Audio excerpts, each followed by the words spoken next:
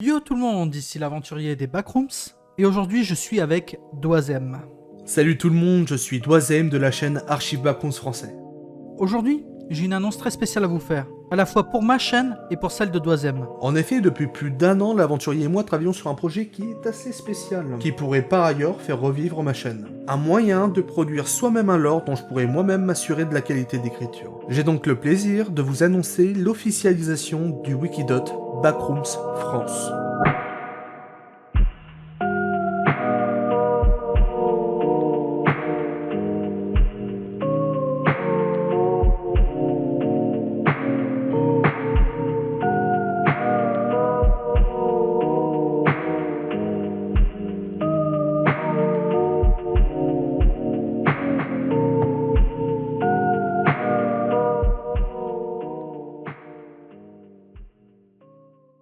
Le Wikidot Backrooms France est un projet collaboratif, en reprenant les bases conventionnelles de l'histoire des Backrooms, mais en les adaptant drastiquement pour correspondre à nos attentes en tant que youtubeurs Backrooms. Récemment, nous avons remarqué au sein des Wiki Backrooms de nombreux articles de mauvaise qualité ou ayant des concepts peu développés. Énormément d'articles étaient constamment en réécriture, rendant à la fois le lore obsolète et nos vidéos datées. Cela a grandement incité Doisem à quitter la communauté Backroom. Mais la seconde raison, et peut-être la plus importante, est que nos valeurs est en totale contradiction avec celles des wikis actuels. Ces derniers semblent faire les pires choix depuis presque 2 ans. En ce qui concerne notre propre Wikidot, à savoir Backrooms France, Doisem s'est principalement attelé à l'écriture, à la politique et au règlement du site. Quant à moi, j'ai plutôt géré la partie technique. Cela a demandé énormément de temps et d'investissement sur nos temps libres. Et j'espère que cela vous plaira et vous incitera à nous rejoindre. Le début du lore développé sur Backrooms France tente d'être à terme beaucoup plus vaste et cohérent en gardant une écriture méthodique et déontologique. Alors je ne vous cache pas que certains classements d'articles et fonctionnements sont inspirés de ce qu'a fait le Wikidot Fondation SCP. Tant en fait ils ont pu prouver avec le temps qu'une organisation méthodique est possible et que de simples articles pouvaient se transformer en des canons très complexes. Alors là, c'est le clou du spectacle parce que nous rejetons beaucoup de termes ridicules et techniquement incorrects au profit de termes plus scientifiques. Par exemple, le terme de niveau, emprunté dans un lexique de jeux vidéo, alors ça faudra m'expliquer ça, est banni au profit du terme dimension. Plus cohérent, voilà. Également, le no-clipping, toujours affilié au lexique des jeux vidéo, est également banni au profit d'un terme aussi plus scientifique, le shifting.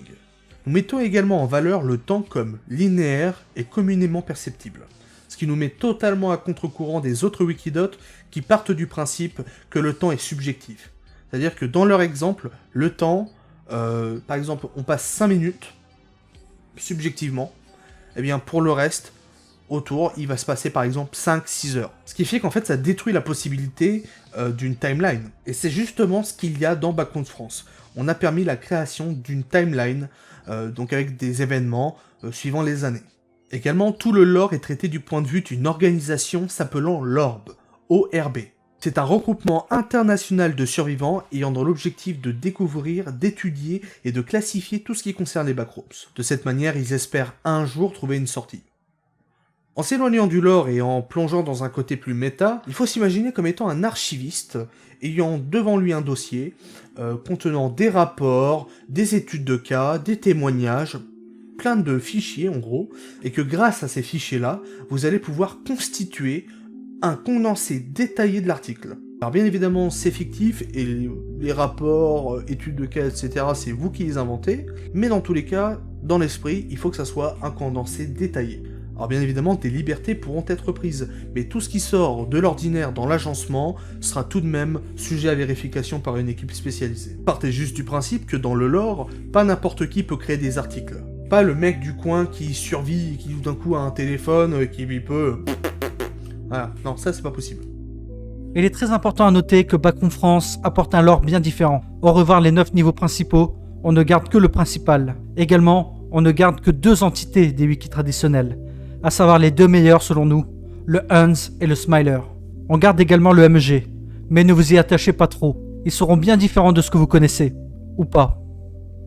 Nous mettons également l'accent sur la chronologie. L'un de nos postulats de départ était de créer une timeline. Nous ne voulons pas que notre lore contienne des anachronismes. Afin de vous présenter le lore de Backrooms France, l'aventurier et moi comptons sortir prochainement une vidéo sur la dimension 0, qui est notre première dimension, mais pas la seule, et qui s'appelle le dédale liminaire. J'espère que vous serez très nombreux à nous suivre. Le lien du serveur Discord de Backroom France est en description. Et à très bientôt pour une prochaine vidéo. Bye. De même, à bientôt.